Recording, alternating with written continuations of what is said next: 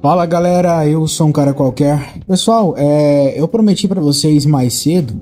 Eu tava conversando com o Wagner, né? O Wagner do canal Traje Cômico, autor agora do quadrinho Dante, né? Da Nerdola Comics. Eu perguntei pra ele se ele responderia algumas perguntas que eu faria em relação aí ao quadrinho, né? Ao quadrinho de autoria dele mesmo.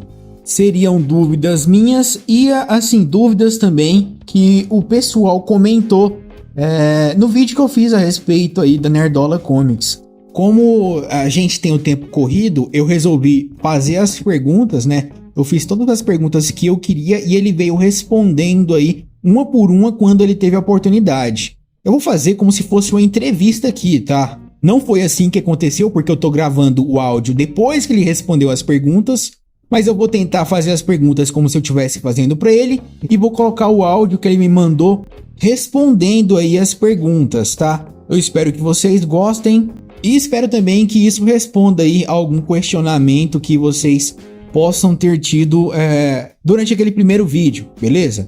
Primeiramente eu agradeci o Wagner pelo tempo, né? Porque para responder esse tanto de questão que eu fiz, precisaria de um pouco de tempo e ele prontamente disponibilizou esse tempo para responder. Eu agradeci e comecei perguntando se durante o processo aí para fazer os quadrinhos da Nerdola Comics, ele se arrependeu em algum momento de algo que ele tenha feito.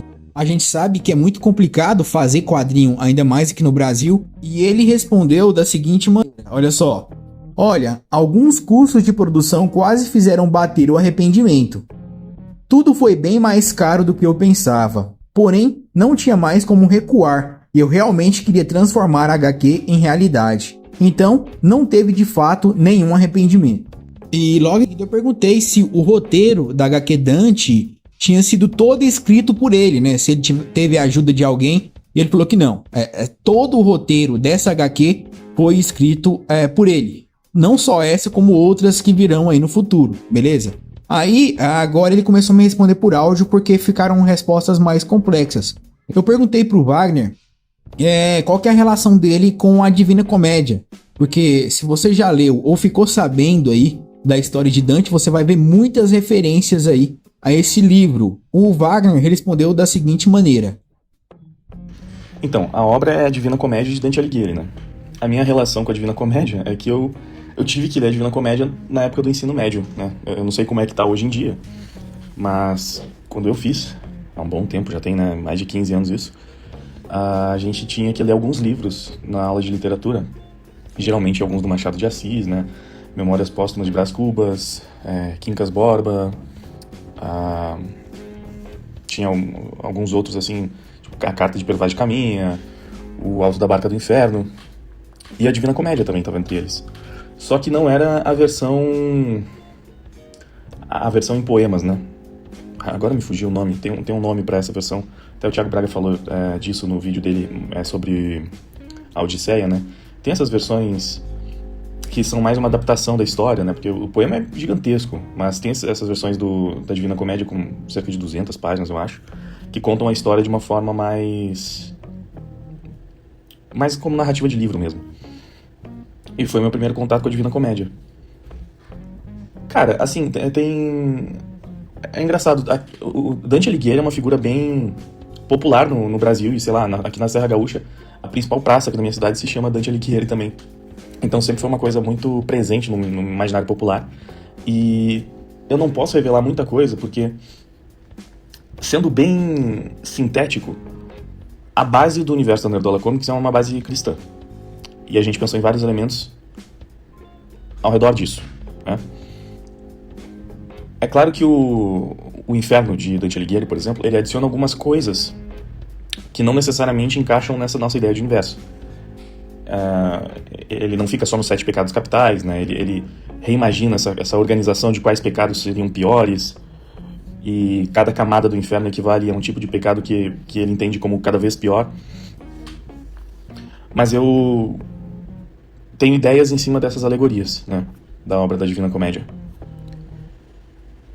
E basicamente a referência ela vai nessa linha, né, porque eu não queria revelar demais, não sei se isso seria revelar demais, mas basicamente o Dante combate o Estado.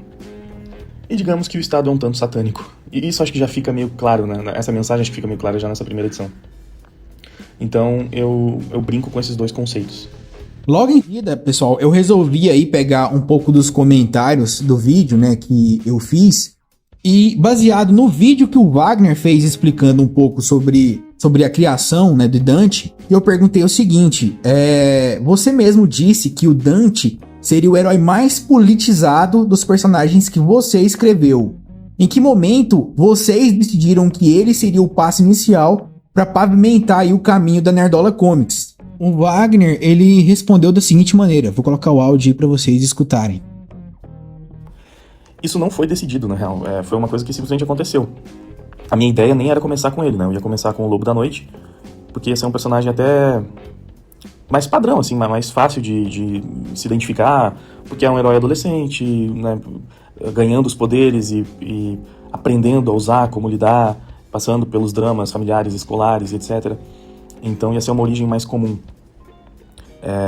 Eu simplesmente comecei a fazer o Dante porque esse personagem, o Lobo, eu estava desenvolvendo junto com o Marcos, e aí é muito mais difícil, né? Fica muito mais travado, não dá pra simplesmente sair escrevendo, a gente tem que fazer reuniões e tal, e o Marcos tá ocupado pra caramba, né? Ele também tá fazendo os projetos dele, os personagens dele, e aí eu comecei a escrever um personagem por conta própria pra ter alguma história que fosse seguindo em frente, né?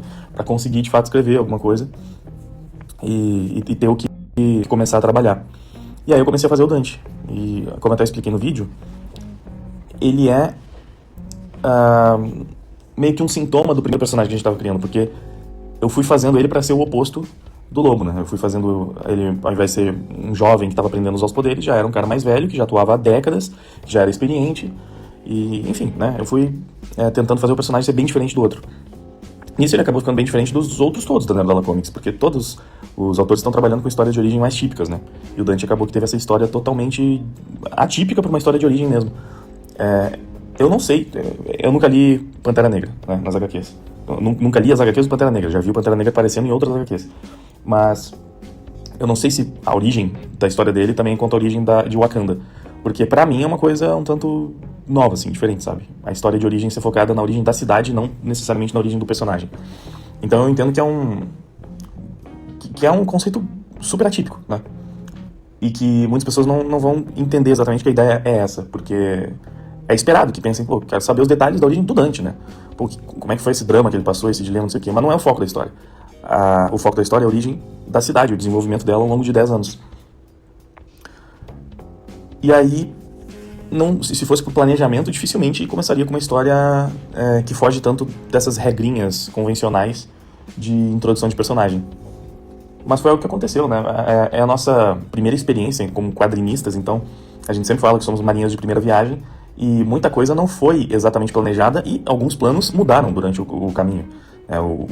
O Giga, o Tony, o Elvis, eles tinham uma história inicial e perceberam que essa história não cabia numa única edição e tiveram que readequar para entregar no formato. Cara, a verdade é que um quadrinho convencional, assim, um mensal, ele tem bem menos espaço para roteiro do que parece inicialmente, né? Se a pessoa pensa numa linha mensal que pode durar o tempo que for, beleza, você tem tempo para desenvolver uma história super complexa, né? Uma história assim, maior que um filme mesmo, né? Se você tem centenas de páginas para trabalhar, você consegue fazer um roteiro muito bem desenvolvido, com calma e etc. Como, sei lá, um V de Vingança, né? Um Watchmen da vida. Mas, numa HQ, que vai ter ali no máximo umas 40, 50 páginas, cabe bem menos coisa do que parece. Então, nós três tivemos problema com isso. A segunda edição do Dante também, eu tinha idealizado ela para chegar em determinado ponto, mas não coube tudo, então eu tive que dividir entre a segunda e a terceira. E a primeira também, eu tive que fazer o possível para conseguir contar toda a origem da cidade em poucas páginas. Então, essa foi uma coisa que a nossa inexperiência enquanto escritores de quadrinhos fez com que a gente tivesse que remanejar algumas coisas. Então, tem muito planejamento, mas nem tudo sai conforme planejado. Uma das coisas que o pessoal mais disse nos comentários e as críticas também que eu vi aí pela internet, eles apontavam aí que Dante seria um self-insert do Wagner, né? Então eu perguntei, tem muitos comentários que apontavam Dante como self-insert, o que você negou prontamente. Porque o Wagner respondeu em um dos comentários do meu vídeo, tá? Aí eu falei o seguinte, ó, poderia dizer em quem o personagem foi inspirado fisicamente? Ele teve a sua personalidade inspirada em alguém? E eu vou colocar agora pra vocês o áudio aí que o Wagner me mandou respondendo essa pergunta. Então isso é engraçado porque eu nem acho necessariamente problemático o self-insert em obra autoral, né? A gente tem vários exemplos de self-insert muito bem feitos. O próprio Homem-Aranha é um self-insert do Ditko, né? Ele fez a aparência do Peter nas primeiras edições próxima dele, e ele era um seguidor das ideias de Ayn Rand, né? Então ele era objetivista e ele colocou parte da sua ideologia objetivista no Peter. Fora que ele também era um nerd, então assim, o meu personagem favorito de todos os tempos dos quadrinhos é um self-insert, basicamente. Evidentemente, o personagem foi se desenvolvendo para além disso ao longo do tempo, até porque passou pelas mãos de vários roteiristas. Mas eles estavam criando esse personagem, e aí eu acho que é total direito deles fazerem esses self-inserts para, enfim, adicionar algumas camadas com as quais eles têm mais familiaridade. Porque é verdade que quando você se insere na obra, por assim dizer, você tem muito mais bagagem e propriedade para trabalhar em cima daquilo, porque você se conhece, né? Porque é a sua experiência. Só que não foi o caso, porque eu até vou trabalhar num self-insert dentro da Nerdola Comics, que não vai ser tipo um título principal nem nada, mas um personagem mais na linha da J.K. Rowling mesmo, né? O pessoal sempre fala, não sei se ela já confirmou isso, mas dizem, né, que a Hermione é o self-insert dela dentro da obra de Harry Potter. Então ela não é a personagem principal, mas é uma personagem com algum destaque. O meu nem vai ter tanto destaque assim, mas enfim, pra brincar eu quero colocar ele ali. Até é fácil teorizar como que isso vai acontecer, até com base nessa primeira HQ, mas o Dante em si não é desse self-insert, porque eu já falei algumas vezes, eu não sou libertário, começa por aí. Então, o foco da história é mostrar a ideologia libertária do protagonista. E eu não sou libertário. Só nisso você já fica se perguntando, como cacete isso é um self-insert? Desculpa o palavrão, né? Mas não faz sentido. E fisicamente, cara, eu acho isso mais bobo, porque não é que é uma coisa que seja novidade pra mim, porque todo cabeludo o pessoal fala que parece comigo, né? Isso é uma coisa que os cabeludos passam, especialmente se tem franja, né? Eu sempre fui comparado a qualquer cara que tinha franja. Do Pelanza, ao Di Ferreira do NX0, ao Justin Bieber, que era loiro, inclusive. Então, assim, não precisa ter grandes semelhanças, só basta usar o mesmo corte de cabelo que o pessoal já fala que é a mesma coisa. E o engraçado é que o Dante nem usa o mesmo corte de cabelo que eu, né? Porque a referência física do Dante foi o Tom Cruise. Eu passei umas imagens do Tom Cruise quando ele usa aquele cabelo um pouco maior, né? Tipo o cabelo que ele tá usando no Último Samurai, mas teve outras referências. Tem alguns Missão Impossível que ele tá com cabelão. No Último Samurai, se eu não me engano, ele tá com barba também, né? Então foi a referência dele com a cara lisa e com o cabelo grande, assim, mas dividido. Que não é igual o cabelo que eu uso, pô, né? Todo mundo sabe, até zoa e brinca, tipo, eu tô sempre de bandana, com boné, algum acessório. Quando eu não tô com nenhum acessório, eu tô usando franja, então eu nem sei porquê, de onde que... Realmente, basta ser cabeludo pra ser a mesma coisa. O cara tem cabelo grande, logo é o Wagner. Meu Deus, tipo, não é nem o mesmo corte de cabelo, sabe? O Dante, adolescente, tem nada a ver, sabe? Ele tem um cabelão dividido, um rosto super fino, enfim. Eu não me vejo no personagem, mas... fazer o quê? Não tem problema também, se o pessoal quiser interpretar dessa forma, só o que objetivamente não é. Simplesmente não é. Eu discordo de alguns argumentos do Dante, inclusive, mas ele precisa defender aqueles argumentos porque ele é libertário. E não usei uma única foto minha como referência pra nada. Nada do personagem. Só passei fotos do Tom Cruise e a gente conversou sobre como ele poderia ser mais jovem e ficou estabelecido que... Na verdade, eu dei duas opções. Eu falei que podia ter o cabelo mais curto ou bem mais comprido para destacar melhor essa diferença dele jovem para a fase adulta. E aí o próprio Thiago fez ele cabeludo, assim, em primeira instância, já ficou muito legal, combinou com o personagem e a gente deixou. Logo depois, pessoal, eu perguntei pra ele uma das coisas que foi a coisa mais mencionada nos comentários. Eu falei que teve pessoas falando que esperavam algo político, já que isso era a premissa do personagem.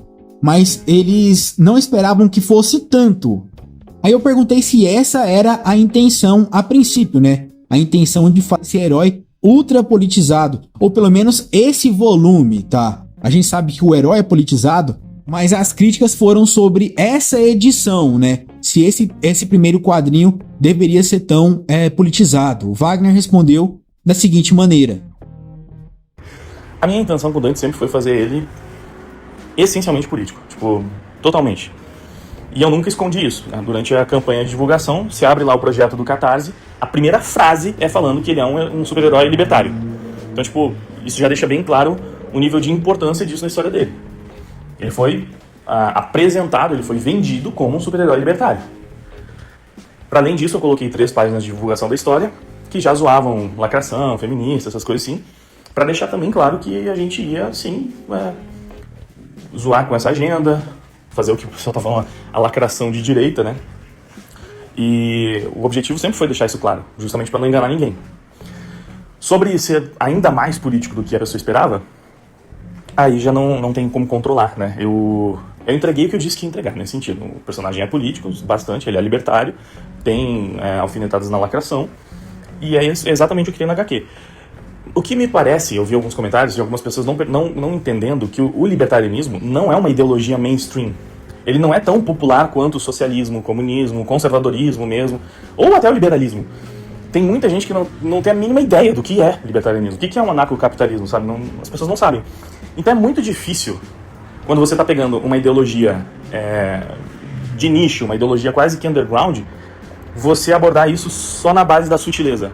Porque, honestamente, muita gente não ia entender nada. Um libertário que está lendo aquela história e pensa, pô, mas eu já sei tudo isso.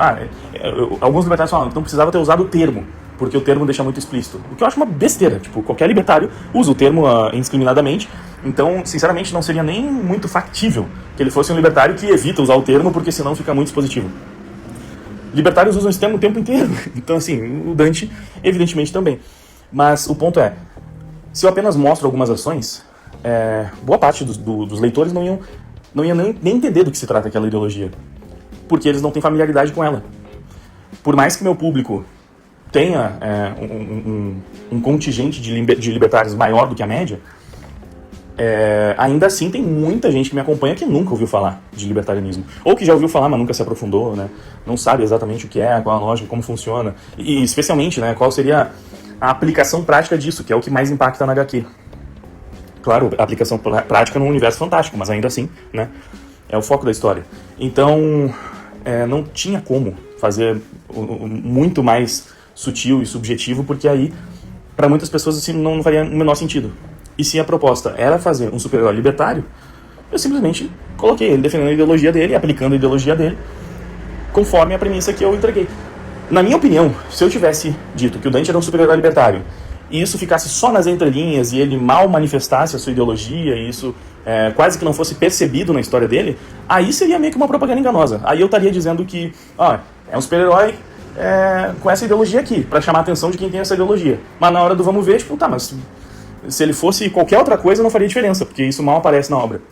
Então eu não queria fazer isso, eu vendi ele como herói libertário e o foco da história é exatamente nessa parte ideológica deles. Especialmente nessa primeira edição, porque como eu já falei no meu vídeo, eu não sabia se ia ter continuação. Então eu não podia, deixa pra abordar isso nas próximas edições, mas talvez não tenham próximas edições, então eu tinha que abordar nessa. Por isso o foco foi realmente nisso.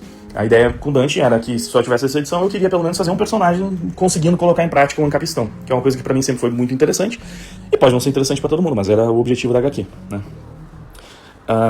Fora que tem muita gente que nos acompanha, que foi atrás do projeto e não tem o hábito necessariamente de ler HQ, né? Porque hoje em dia tem muito nerd que não lê HQ, que só vê os filmes, e tem muita gente que me acompanha que nem é nerd especificamente, mas quis apoiar o projeto. Então a gente também sabia que essa HQ ela iria acabar nas mãos de pessoas que nem têm familiaridade com o gênero, né? E por isso a gente precisava também pensar nesses leitores, para que todos eles também pudessem entender perfeitamente a história. Aí, para fechar esse assunto, eu falei o seguinte, você disse que não sabia se a gente teria aí uma sequência dessa HQ do Dante, né? Que você escreveu no escuro, sem saber do futuro. Aí eu perguntei se não seria, de certa forma, melhor ter focado mais no personagem do que no projeto libertário dele, no Ancapistão, né? Porque essa foi a crítica de alguns. Faltou Dante e sobrou Alighieri. O Wagner, ele me mandou o seguinte áudio respondendo essa pergunta. Mas, então, essa crítica, eu acho ela meio sem noção, pra falar a verdade. Porque, basicamente, é como se a pessoa estivesse dizendo, não seria melhor você não ter contado a história que você queria contar e você contar a história que eu queria que você contasse? Porque eu queria contar a história da origem de um Ancapistão. Isso é o que eu queria contar. Desde que eu pensei num super-herói libertário, as primeiras coisas que passaram pela minha cabeça foram, eu quero que esse cara consiga implementar o libertarianismo, que é uma coisa que eu nunca vi em obra nenhuma, eu só vejo os libertários falando sobre as possibilidades, especulando sobre como que isso funcionaria, como que aquilo funcionaria, como é que seria. Mas eu não vi uma obra que mostra uma pessoa de fato implementando isso. Então o objetivo era esse. Ou seja, desde que eu pensei no Dante como um libertário pela primeira vez, e uma das primeiras coisas que eu pensei sobre ele foi isso, eu pensei, eu quero que ele construa sua cidade libertária. Eu só sabia que eu poderia ter essa primeira edição para contar essa história. Então isso precisava acontecer na primeira história. Ah, mas se você só tem uma edição, devia ter feito outra coisa. Então eu não deveria contar a história que eu queria contar. É basicamente isso. E o pior, se for pra não contar a história que eu quero contar, pra contar uma história de origem normal, aí faz menos sentido. Por quê? Porque eu já tô trabalhando em outros personagens que têm o foco na história de origem normal. A história do Dante é pra ser focada na cidade. Eu já tô escrevendo uma origem convencional com Lobo, eu já tô escrevendo uma origem convencional com Caveirão, já tô escrevendo uma origem convencional com o Martini. Não, o Martini não é bem uma origem convencional. O Martini é uma história de investigação, vai pra uma outra linha. Mas enfim, eu já tô escrevendo duas e tem a ideia também de um projeto de mangá que também vai, obviamente, contar a história desde a origem, narrativa normal de mangá, né? Vai contando a história de forma mais linear. Então, não fazia o menor sentido, tipo, com o Dante eu tenho que fazer a mesma coisa que eu tô fazendo com os outros personagens. É aquilo, acabou que o Dante saiu primeiro. Então, por isso acho que fica mais estranho, porque as pessoas estão esperando uma história quase que clichê de origem, né? Uma história mostrando, olha só, ele foi picado por um inseto radioativo, ganhou poderes, e ele não sabe controlar esses poderes, e tá entendendo como é que esses poderes funcionam, e olha como ele tem dilemas na casa dele, ele briga com o pai dele, e não tem uma boa relação, e olha como na escola ele gosta daquela garota que não corresponde. Só que, pô, isso tudo já tem ideia pra ser utilizado em outros personagens, em outras histórias. Eu já tava fazendo isso. Então, deixar de contar a história que eu queria contar com o Dante pra contar a mesma história que vai ser contada em outros personagens, porque é normal que a origem geralmente siga por esse caminho, pra mim não faz o menor sentido. Por isso que eu vejo essa crítica como meio nada a ver. Porque a pessoa só tá dizendo que eu não deveria ter contado a história que eu queria ter contado. Eu deveria ter contado outra coisa, outra história. Porque o que eu quis contar, que foi a origem da cidade, eu acho bem difícil de contar de outra maneira, ainda tendo uma sequência de ação no começo e no final, né? Pra não ficar só isso, né? Não ficar só a construção da cidade. Então, pô, eu tinha que sintetizar uma década em algumas páginas. E aí, a forma de fazer isso é essa, né? Através de um monólogo interno mostrando, apresentando a construção. E tudo isso pode ser mais bem trabalhado no futuro, aí, aos pouquinhos. É engraçado, porque a mesma crítica que o pessoal faz, você devia ter feito isso com mais calma e ter contado isso aos poucos, mas tudo isso pode acontecer ainda. No momento em que eu já tenho a base da história estruturada, nada me impede de, em sequências futuras, fazer um flashback mostrando em detalhes o que aconteceu em evento X ou Y. É a mesma coisa, né? A diferença é que eu já passei por cima disso. E se for o caso de, não, mas nessa primeira história não deu pra se apegar a tais personagens que só aparecem, é porque não era pra se apegar, tipo, a minha intenção não era essa. Um autor não pode querer tudo ao mesmo tempo, certo? Se eu quero contar a origem da cidade, e o foco vai ser na cidade, no protagonista, e ainda costurando uma narrativa ali pra fazer ele ter um embate com o vilão, que também seria importante pra construção da saga, algumas coisas eu vou precisar deixar de lado. Não dá pra fazer tudo em 42 páginas. E essas interações, as conexões familiares dele com alguns personagens, eu preferi não abordar no primeiro momento, porque o foco da história não era esse, porque eu já vou fazer isso em outras histórias, então não tinha por que repetir a mesma fórmula mais uma vez no Dante, sendo que essa nem era a proposta. Aí eu aproveitei e perguntei se esse tom vai continuar nos próximos volumes, né? Esse tom aí que foi adotado na primeira edição. O Wagner respondeu o seguinte: não, o tom da primeira HQ do Dante é uma coisa bem singular, assim, ela não se repete em nenhuma outra HQ, nem do Dante, nem dos outros personagens. Porque ele não vai precisar construir uma cidade por HQ, né? É uma coisa até meio óbvia. Não tem como... O que foi feito ali naquela primeira edição foi para construir a base do universo dele e já seguir com a história do Dante a partir de um ponto no futuro da jornada dele como herói. Então, uma vez que isso já está estabelecido, agora é seguir dali pra frente. Evidentemente, ele vai tentar encontrar com o Nero de novo. Então você já teve a construção do ponto de partida e agora é dali pra frente. Aí vira uma história mais normal, por assim dizer, né?